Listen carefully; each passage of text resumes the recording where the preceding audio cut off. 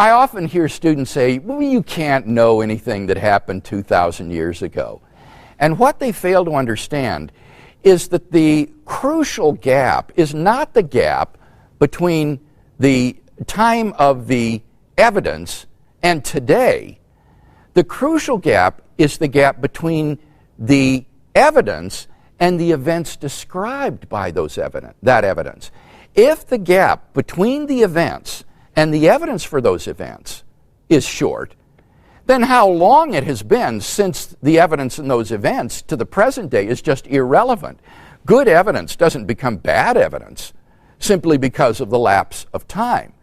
And with regard to the New Testament, when we look at the evidence, what we discover is that these records of the life of Jesus were written down within the first generation after those events, while the eyewitnesses were still alive, with people who had firsthand contact with those who had accompanied Jesus during his lifetime. So that we actually have better sources for the life of Jesus of Nazareth than we do for most of the major figures of antiquity. For example, take Alexander the Great, the great Greek conqueror.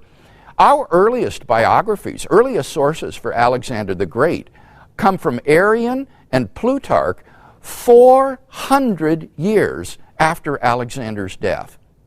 And yet, Greco-Roman historians still regard these records as fairly trustworthy accounts of the life of Alexander the Great. The fabulous legends about Alexander didn't arise until the centuries following those two authors.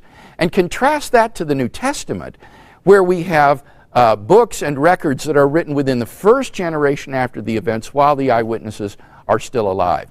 So I think that we have very good evidence for the life of Jesus of Nazareth, very trustworthy evidence, and how long it has been since that evidence till today is simply irrelevant to the reliability and trustworthiness of that evidence.